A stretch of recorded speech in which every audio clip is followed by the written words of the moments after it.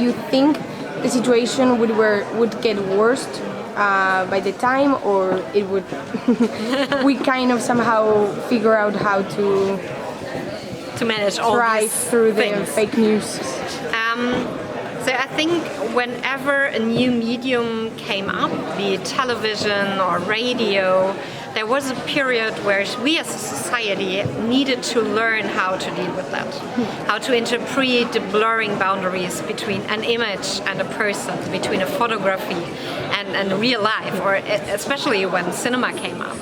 So I'm quite optimistic. We managed well so far, but it's always a time of transition. And I think the younger generations are often more fluent in using the technology part. So it's a special challenge now because it's so accessible to younger generations on the technical level, on handling and managing all these stuff. But we need to find a dialogue between the oldest generation's interpretation forces and the younger generation's technical forces to work together in handling this online space. Yeah, and would you say like there's like a missing education on how we use media? Because even though we know how to thrive through our apps and our mobile phones, we really don't know. Me myself, I sometimes find myself like, okay, I accept all the terms. And we want it fast. We want it quickly. We don't want complications, but we are putting at risk our own database. I think there are two very good arguments here. The first is that we need to find a more accessible way of presenting terms of service, because very often these documents are really hard to read. There's a very nice study, I think from the US, but I'm not sure, where they had the Instagram terms of service in easy language for children, and they gave it to them, and they were like, oh my God, no one would ever accept that. So very often we have this bureaucratic language which prevents us from really understanding what we're doing.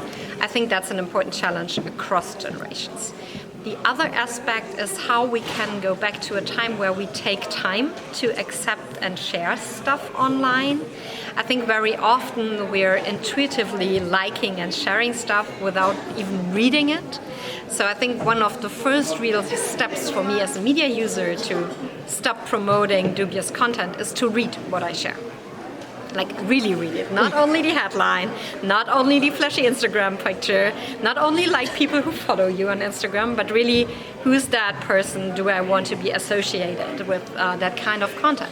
I think that's an important step, what we can do as informed media users. Which advice would you give to us readers to protect ourselves from fake news? I think it's sometimes easier and sometimes harder to detect fakes. Some of them are really like kind of obvious, but as Tina already said, and I think that's a good argument, if it sounds too good to be true, maybe it makes sense to be a bit more skeptical. And in my own work, I try really hard to define for myself what I consider to be propaganda, because this is a really combated term.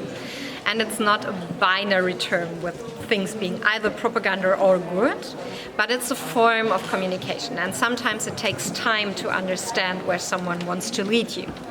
So I'm always critical if people don't provide an alternative. If they say this is the only way you can behave, it's the only way how you can think, and if you don't do that, you're a bad person, you're immoral, you will go to hell, or whatever the political alternative is to this religious concept.